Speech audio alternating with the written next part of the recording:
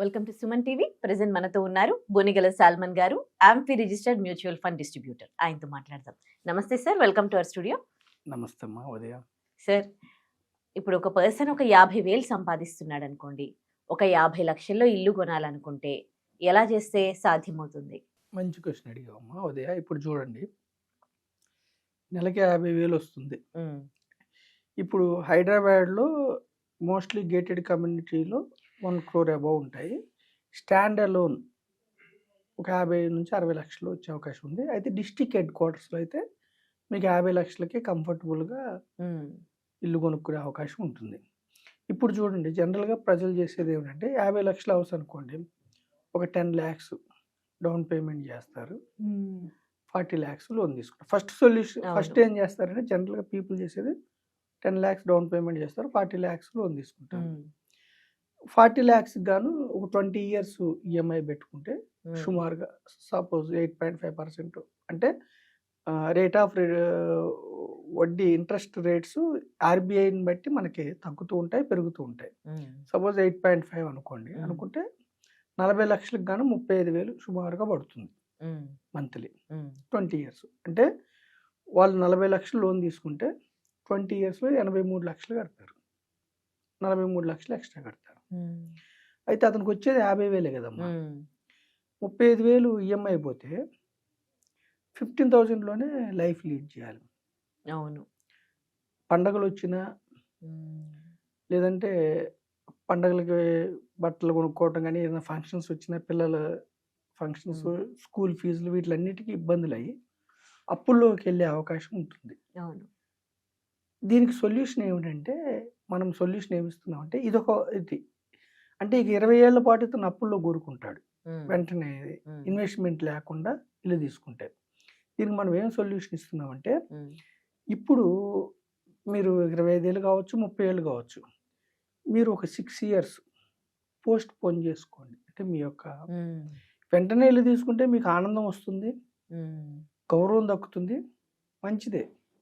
ఇల్లు విలువ కూడా పెరుగుతుంది 20 ఏళ్ళ తర్వాత, మంచిదే. కానీ తర్వాత ఏమిటంటే మీకు ప్రతి అవసరానికి కూడా అప్పు చేయాల్సి ఉంటుంది, అప్పులో వెళ్ళిపోవాల్సి ఉంటుంది. వెకేషన్స్కి వెళ్ళాలన్నా, పిల్లలకి మంచిగా చదివించాలన్నా. దీనికి సొల్యూషన్ మనం ఏం చెప్తున్నామంటే, మీరు అసెట్ బిల్డ్ చేసుకోండి.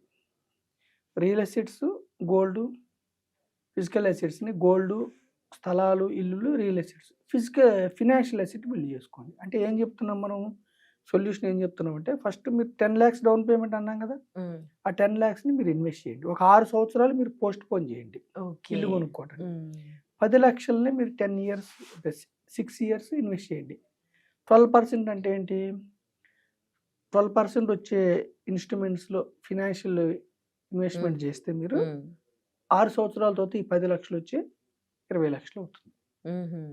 తర్వాత ఏం చెప్తున్నాం మనము, ఈ రోజే 2025లోనే ఇల్లు కొనుక్కుంటే 35,000 ఈఎంఐ పడుతుందని చెప్పాం మనం. మనం ఏం చెప్తున్నామంటే వీళ్ళని, ఈ ఎవరైతే వ్యక్తికి మనం సలహా ఇస్తున్నామో, మన ఎపిసోడ్ చూసే వ్యక్తులకి ఒక 10,000 మీకు రెంట్ డిస్ట్రిక్ట్ హెడ్ క్వార్టర్స్లో, మీరు 35,000 ఈఎంఐ ఇక్కడ కడుతున్నారు కదా, ఈ రోజే తీసుకుంటే, తీసుకోకుండా 6 సంవత్సరాలు ఆగమన్నాం కదా. సో ఆ 35,000 మీరు ఈఎంఐ కడుతున్నారు అనుకుని, మీరు 10,000 రెంట్ అయితే కట్టాలి కదా 6 సంవత్సరాలు, 10,000 రెంట్ కట్టుకోండి, మిగతా 25,000 ఇన్వెస్ట్మెంట్ చేయండి ఈక్విటీస్లో, లేదా డైవర్సిఫైడ్ ఈక్విటీ మ్యూచువల్ ఫండ్స్లో, index funds, what ever it may be. అంటే ఎకానమీలో మీరు ఇన్వెస్ట్ చేయండి. భారతదేశ ఎకానమీలో చేస్తే 12% రిటర్న్ మీరు అజ్యూమ్ చేస్తే 25,000 లెక్కన మీరు 6 సంవత్సరాలు ఇన్వెస్ట్ చేయండి. అప్పుడు మీకు ఏమవుతుందంటే 12% వస్తే సుమారుగా 26 lakhs అవుతుంది. మీరు 10 లక్షలు ఒకటేసారి కట్టిన అమౌంట్ ఏమో 20 లక్షలు అవుతుంది 6 సంవత్సరాల తర్వాత. నెలకి 25,000 ఇన్వెస్ట్ చేసింది 6 సంవత్సరాల తర్వాత 26 లక్షలు అవుతుంది. 6 సంవత్సరాల తర్వాత ఏమైందంటే మీకు ఫైనాన్షియల్గా ఒక 46 లక్షలు మీ దగ్గర ఉంటుంది. 6 years అంటే 2031లో ఇల్లు తీసుకోండి. అయితే ఇక్కడ ప్రజలకు వచ్చే డౌట్ ఏమిటంటే, 50 లక్షల ఇల్లు అప్పుడు ఏమవుతుంది, పెరుగుతుంది. కరెక్ట్. జనరల్గా 5% పెరుగుతుంది. ఏది మన భారతదేశంలో 5 to 6% ఇంటి రేట్లు ఇన్ఫ్లేషన్ పెరుగుతుంది. అంటే 50 లక్షలకి 3 లక్షలు ప్రతి సంవత్సరం పెరుగుతుంది. 6 సంవత్సరాలు కానీ 18 లక్షలు పెరుగుతుంది. అంటే 50 లక్షలు ఇల్లు అప్పుడు ఎంత అవుతుంది? 68 లక్షలు అవుతుంది. ఓకేనమ్మా. సో ఈ 68 లక్షల్లో మనం ఏం చెప్తున్నామంటే మీ దగ్గర ఆల్రెడీ 46 లక్షలు ఫైనాన్షియల్ అసెట్ మీరు బిల్డ్ చేశారు 12% రిటర్న్తో. అజ్యూమ్ 12%. ఈ 46 లక్షలని మొత్తం కట్టమని చెప్పట్లేదు. మళ్ళీ 10 lakhs కట్టండి. 68 లక్షలు 10 lakhs కట్టండి. ఓకేనమ్మా. అప్పుడు ఇంకా 58 లక్షలు మీరు లోన్ తీసుకోండి. ఈ రోజు ఉన్న మీ 50,000 జీతం కొంచెం పెరిగిన ఒక 5% పెరిగితే కూడా సుమారుగా 60,000 అవుతుంది మీ జీతం. లేదా 50,000 ఉందనుకోండి, 58 లక్షలు లోన్ తీసుకోండి. ఓకేనమ్మా.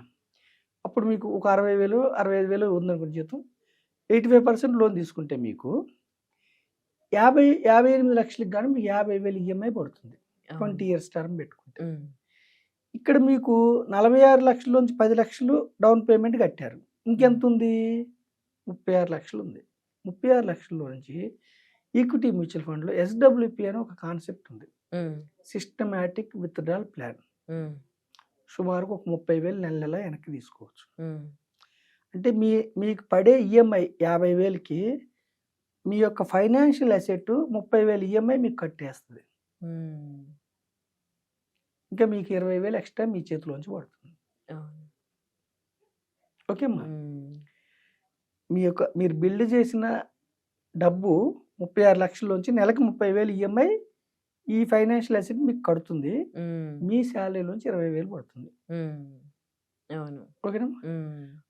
అప్పుడు ఒక 10 years కట్టిన తర్వాత ఈ 36 లక్షలు మళ్ళీ ఒక 3 to 4% SWP తీసుకున్న తర్వాత కూడా ఇది గ్రో అవుతుంది లాంగ్ టర్మ్ లో. సుమారుగా ఒక 10 years తర్వాత ఈ 36 లక్షలు వచ్చి 50 లక్షలు అవుతుంది. అప్పుడు మీ టోటల్ ఈఎంఐ ఈ ఫైనాన్షియల్ అసెట్ కట్టేస్తుంది. మీ జీతం ఫ్రీ అయిపోతుంది. ఫస్ట్ 10 years లో మీరు ఫస్టే ఫైనాన్షియల్ అసెట్ బిల్డ్ చేయకుండా కొంటే జీవితాంతం మీరు 35,000 కడుతూ ఉంటారు, మీకు ఇబ్బందులు ఎదురవుతాయి. అదే మీరు 6 సంవత్సరాలు పోస్ట్ పోన్ చేసిన తర్వాత ఒక ఫైనాన్షియల్ అసెట్ బిల్డ్ చేసిన తర్వాత మీరు కొనుక్కుంటే మీ ఈఎంఐలో 60% ఈఎంఐ ఈ ఫైనాన్షియల్ అసెట్ కట్టేస్తుంది. 10 years తర్వాత ఈ ఫైనాన్షియల్ అసెట్ ఇంకా బిల్డ్ అవుతుంది, మొత్తం ఈఎంఐ కట్టేస్తుంది. సో మనం ప్రజలకి ఏం చెప్తున్నామంటే ఫైనాన్షియల్ అసెట్ బిల్డ్ చేసుకున్న తర్వాత ఇల్లు కొనుక్కోండి. ఫైనాన్షియల్ అసెట్ అంటే కంటికి కనపడదు.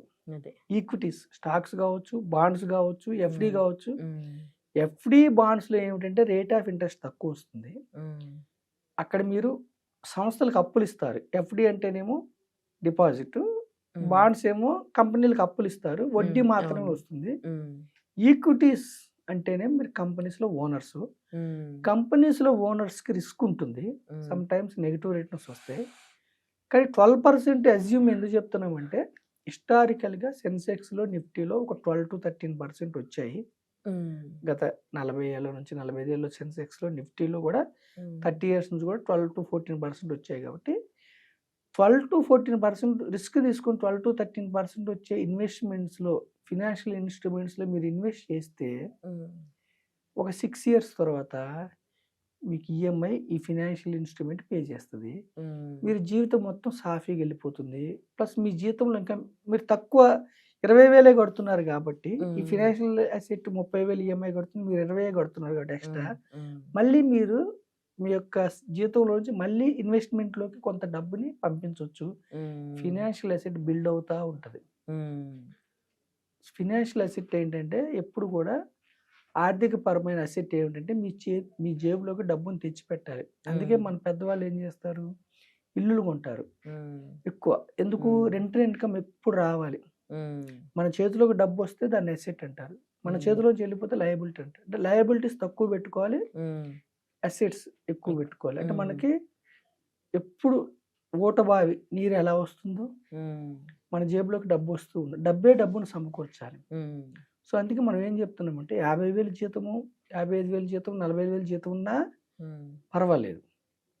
ఇల్లు కొనాలని ఎమోషన్తో వెంటనే ఆర్థికపరమైన అసెట్ లేకుండా వెంటనే మీరు మీరు డౌన్ పేమెంట్ 10%, 15% పెట్టారంటే లోన్స్ వస్తాయి. కానీ లోన్స్ వస్తున్నాయి కదా అని వెంటనే మీరు ఈఎంఐ ఊబిలోకి వెళ్ళకుండా ఒక 5 ఇయర్స్, ఒక 7 ఇయర్స్, 6 ఇయర్స్ ఒక ఫైనాన్షియల్ అసెట్ బిల్డ్ చేసుకున్నాక, అది ఈక్విటీస్ కావచ్చు, ఈక్విటీ మ్యూచువల్ ఫండ్స్ కావచ్చు, ఒక ప్లానింగ్తో మీరు వెళ్తే ఒక ఒక 50 లక్షలు అసెట్ బిల్డ్ చేసుకున్నాక మీరు రియల్ ఎసెట్స్, ఫిజికల్ ఎసెట్స్ తీసుకుంటే రియల్ ఎసెట్స్ ఉంటాయి, ఫినాన్షియల్ ఎసెట్స్ ఉంటాయి, జీవితం మొత్తం స్మూత్గా వెళ్తుంది.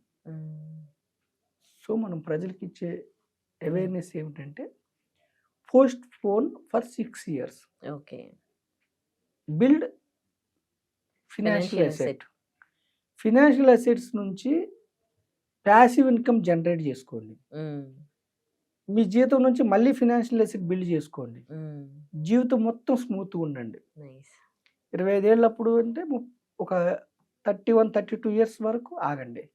30 ఇయర్స్ వాళ్ళైతే ఒక 6 ఇయర్స్, 36 ఇయర్స్. ఇది మీ ఫ్యామిలీకి, భార్యకి లేదా తల్లిదండ్రులకి ఎక్స్ప్లెయిన్ చేసి ఫైనాన్షియల్ అసెట్ బిల్డ్ చేసుకునే క్రమంలో వాళ్ళకి క్లియర్గా అర్థమయ్యేలాగా చెప్తే అప్పుడు మీరు మీ ఇంట్లో ఉన్న గోల్డ్ని అవసరాలకి తాకట్టు పెట్టుకునే పని లేదు. వెకేషన్స్కి వెళ్ళాలంటే అప్పులు చేయాల్సిన పని లేదు. ఫంక్షన్స్ చేయాలంటే క్రెడిట్ కార్డ్స్ యూజ్ చేసే పని లేదు. మీ యొక్క ఫినాన్షియల్ అసెట్ మీరు సరైనగా ఇన్వెస్ట్ చేస్తే మీ ఫినాన్షియల్ అసెట్ మీకు బెస్ట్ ఫ్రెండ్. బెస్ట్ ఫ్రెండ్ అంటే ఎవరు? ఆపదలో డబ్బు ఇచ్చేవాడు బెస్ట్ ఫ్రెండ్. అదే మీరు సరిగా ఇన్వెస్ట్మెంట్ చేయకపోతే, మీకు ఇన్వెస్ట్ చేయకుండా వచ్చిన దానికంటే ఎక్కువ ఖర్చు చేస్తే మీకు ఎనిమీ అవుతుంది డబ్బు. చక్కగా ఇన్వెస్ట్ చేస్తే మీకు బెస్ట్ ఫ్రెండ్ అవుతుంది. ఈ విధంగా మీ ఇల్లు కొనుక్కొని సుఖంగా ఉండమని నేను మీ ద్వారా ప్రజలు చెప్తాను. చాలా మంచి సలహా ఇచ్చారండి. Thank you so much. Thank you అమ్మా.